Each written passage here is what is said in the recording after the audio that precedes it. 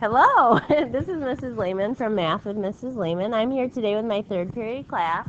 Hi. Oh, super enthusiastic today. Today we're going to learn about exponents, but first we're going to do this bell ringer. It says 3 times 9, and I don't want you to just tell me what 3 times 9 equals. We're going to expand this into repeated addition. So what would that look like, Maya, as a repeated addition problem? It would be 3 plus 3 plus 3 plus 3 plus 3 plus 3 plus 3 plus 3 plus 3. I lost track of how many times you said that. Right, so that would be one way of saying it, but I want you to think about 3 groups of 9. Right, so how would we say it as 3 groups of 9? 9 plus 9 plus 9. Perfect, all right? Nice job. So 9 plus 9 plus 9 is what Maya just told us, and that's correct. And obviously we know 9 times 3, or 3 times 9 is 27, right? So if we have 6 groups of m, or 6m, who could expand that out for me? Elijah. M plus M plus M plus M plus M plus M. Very good. So multiplication is known as repeated what? Addition, in case you couldn't hear the people behind me. 1, 2, 3, 4, 5, 6. So I am going to put plus signs in between here. All right, very good. So this can be simplified to this right here. All right, this can be simplified to a multiplication problem. What do we call that 6 in front of this m in this case? Jada, nice and loud. Coefficient. Very good. Coefficient, okay? Multiplication has a few different outfits it likes to wear, and I'll talk about that in, I guess, 1 second. So if we have d plus d plus d plus d plus d, what would we say for that? Sorry, 1 sec. Anybody? Hello? 5D. Oh, William. 5D. 5d, very good. Now he didn't say d5 because it is the proper way to write the coefficient in front of the variable, right? It's one of the fancy outfits of multiplication. So I'm going to talk about the fancy outfits of the operations right now, okay? You have your plain Jane everyday plus sign, right? The same outfit all the time. Then you have subtraction, blue jeans and t-shirt kind of guy. You can count on that. When you see subtraction, it's going to look like that. Now, multiplication and division are a little more finicky, all right? They have some different ways of dressing. Multiplication, as you know it, has always worn its everyday clothes as an X, right? Then this year, there have been a few other ways that we have started to see multiplication dress, and that would be with a dot, right? There's also now the coefficient. Real fancy. Things are getting fancy in the math world, okay? So they're dressing up a little bit, using the dot, using a coefficient when you're talking about algebra, and when you have a letter being multiplied, or a variable being multiplied by a number. And then there's another way too. Jaden, is that what you're going to say? Saying that subtraction and like the addition with the negative number. Oh, she is super fancy, this one. All right. You're not going to learn that in 6th grade, though, so I'm not going to review that right now. But anyway, Jaden just said adding a negative is the same as subtraction, which is totally true. It's just you'll learn that in 7th grade. Okay. So you have multiplication looking like this. You can also use parentheses. So maybe a coefficient, I said. And parentheses, like if you have 5, you probably wouldn't see this example too often, but 5 times 2 would look like that as well. Or maybe 5 times a whole quantity of things. 5a plus b, for example.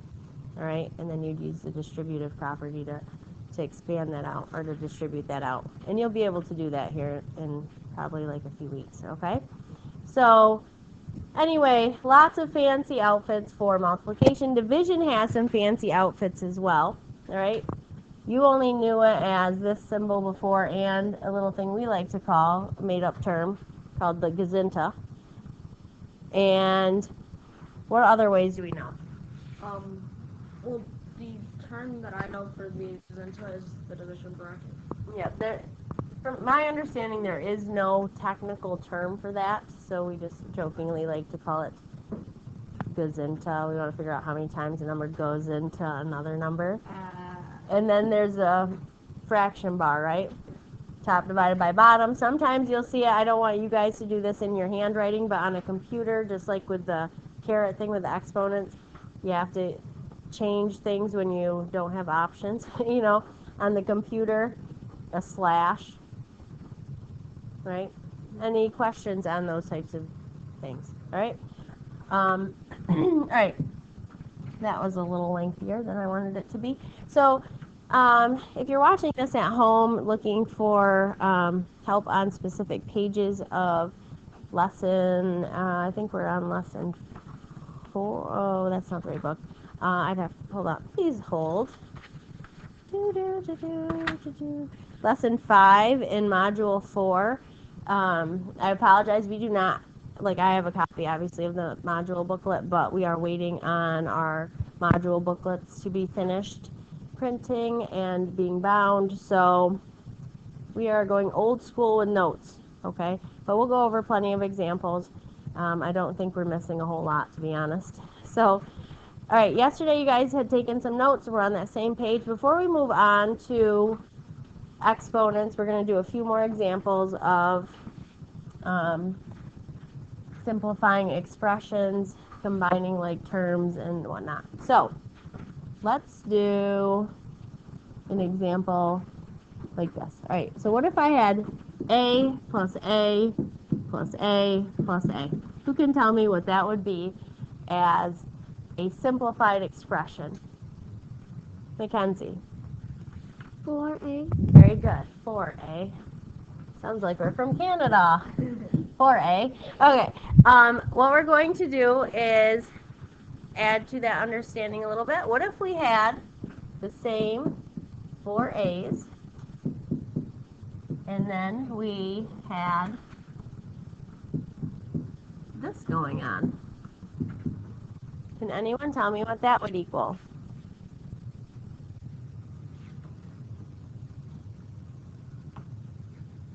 I've got 3 hands in the air in case you can't magically envision what this classroom looks like. We got 3 kids anxiously waiting to answer. Other kids aren't sure because they've never seen this before. Jaden? 4A plus 3B. Well, that wasn't even difficult, was it? 4A, nice job. 4A plus 3B. You just combined like terms, like a boss, all right?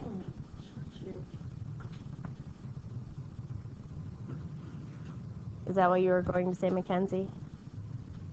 Sure. She doesn't seem too confident in the answer. All right, let's try another one, okay? Let's do C plus D plus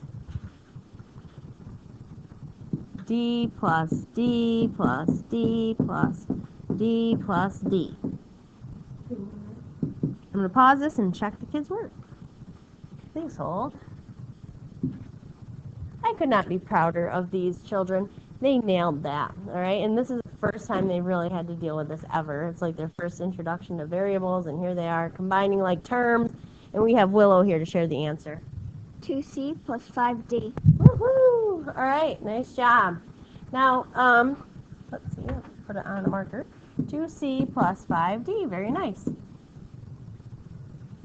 And typically when we are writing variables and we're combining like terms like this, you'll notice we kind of go in alphabetical order here. We don't say 3B plus 4A, which would be, an equivalent expression. Just kind of more standard practice to put all your, variables at the beginning of the alphabet first. Does that make sense? All right, another thing that I'm going to do with you is one more example. Let's do, I guess we're going to use E's now. Let's do E plus f plus f minus f.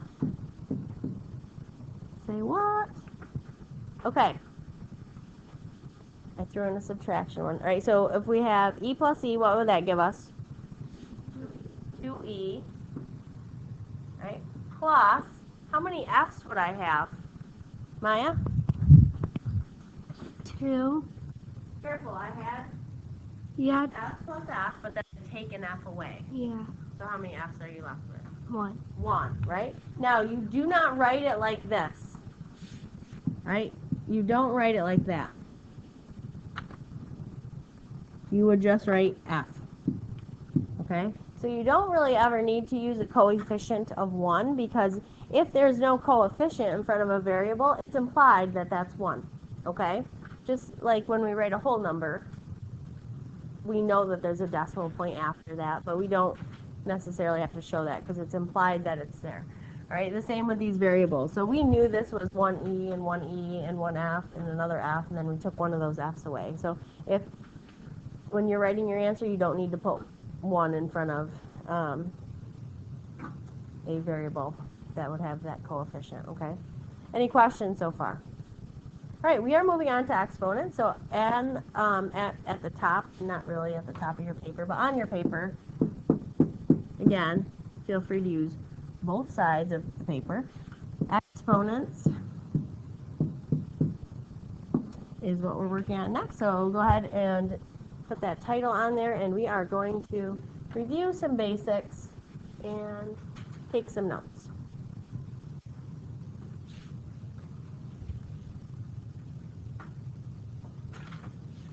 All right, so here we go. Let's write 5 with a marker. 5 squared. All right. Does anyone know what we call this number? The regular size number there?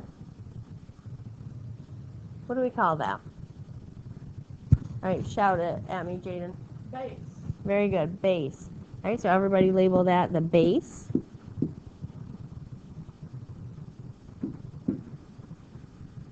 What would we call that one? Kyle, you gotta yell it.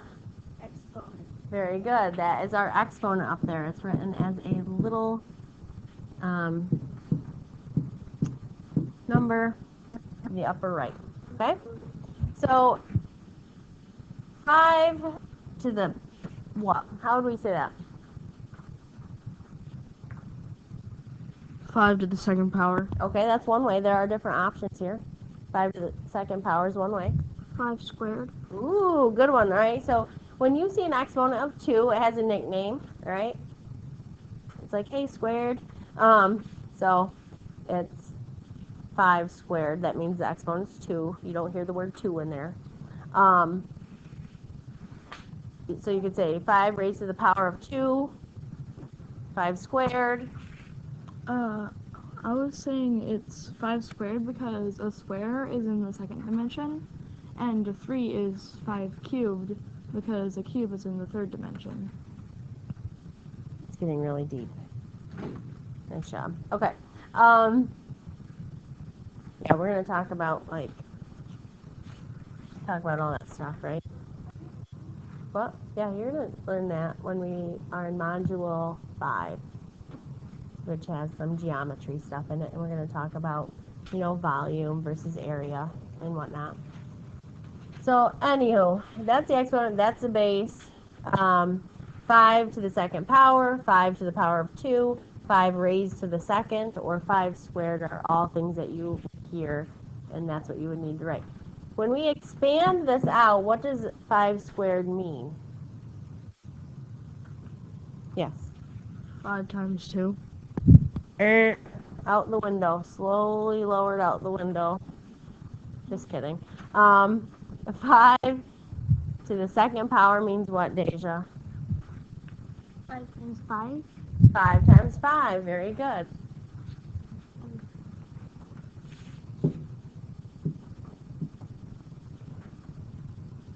All right, so 5 times 5 is the expanded form of that. The simplified form of that would be 5 squared, and we could evaluate it. Evaluate means a fancy word for solve it, right? Find the value of it. What is 5 times 5 worth, everybody? 25. Yep. All right. So we can use exponents with numbers, obviously, and we can venture down the road of algebra with them. But let's do a few number examples first. Let's do 2 to the 4th power. Everybody on your paper right now, go ahead and expand it out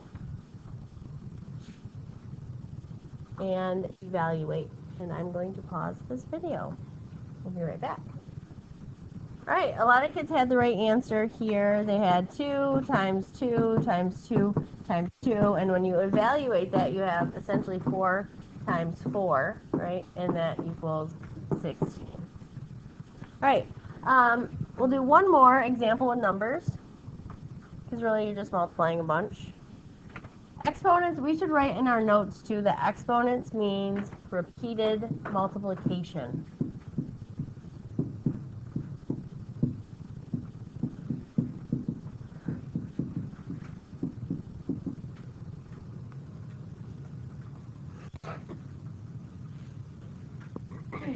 Yesterday we learned that multiplication is repeated addition, but today there's a fancy way of when we want to repeatedly multiply, and that's with an exponent. If we wanted to say 5 times 2, we just say 5 times 2, right? This has a different meaning. 5 times 5. If we wanted to say 2 times 4, we just say 2 times 4. We wouldn't have this fancy new method of exponents, right? So 2 to the 4th means 2 times itself 4 times.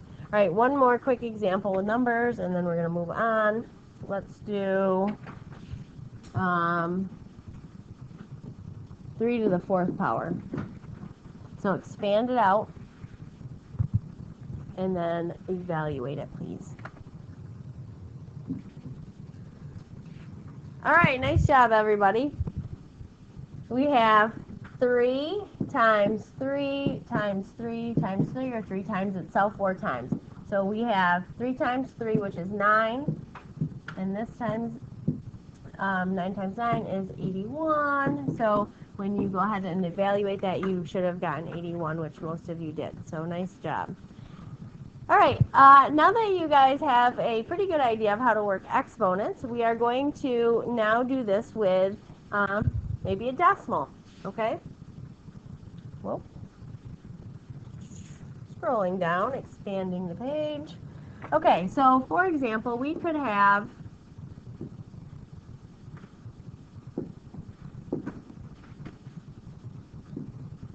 that, all right? We could have 5/10 to the 3rd power.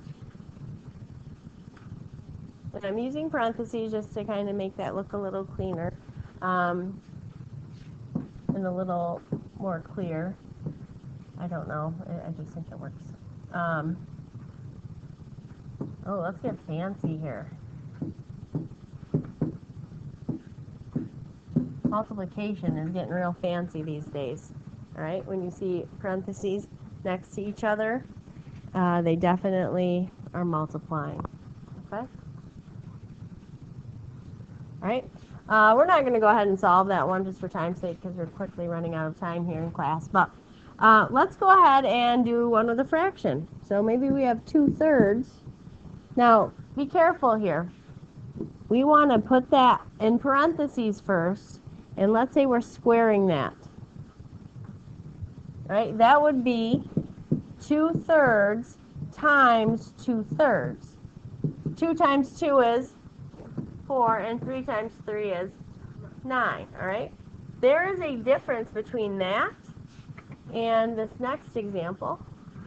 Let me get some space here.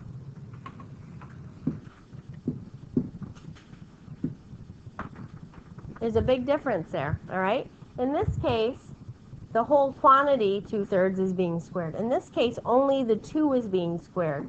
So 2 squared means 2 times itself, right? So 2 times 2 is 4, and we don't do anything with the 3.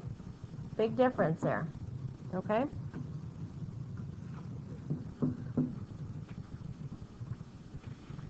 that make sense to everybody? How that exponent's going to attach either to the whole thing if you put the x or the parentheses, sorry, or just to the one number if you put it without parentheses. All right, let's do a few examples with some letters, which I don't think will be terribly challenging for you people. All right, so A plus A plus A plus A would be 3A, right? That is different than if we were to have A times A times A. How would I express A times A times A? Notice the first one's repeated addition. We used a coefficient. The second one is repeated multiplication. So we're going to say what? A to the third power. Very good. Or A cubed is how we could also say that, which is a new term to you as well. All right, when you see an exponent of 3, we could say cubed. All right, let's do another one. Let's do G times G. What would we write for G times G? Mackenzie? G to the second power. Very good. Or G Squared. very good. All right, so G squared. How would we write 2G? What would we use for that if we wanted to write 2G?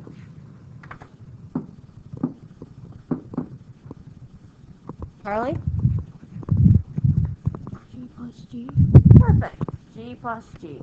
So if you have access to an IXL account, which my students should, please go online and practice the exponent skills. I definitely think that will help you. I'd like to thank you for liking and subscribing. And please tune in tomorrow for Math with Mrs. Well, tomorrow I'm not doing a video because it's Saturday. Maybe on Monday, all right? So please don't forget to like and subscribe. Have a great weekend, everyone.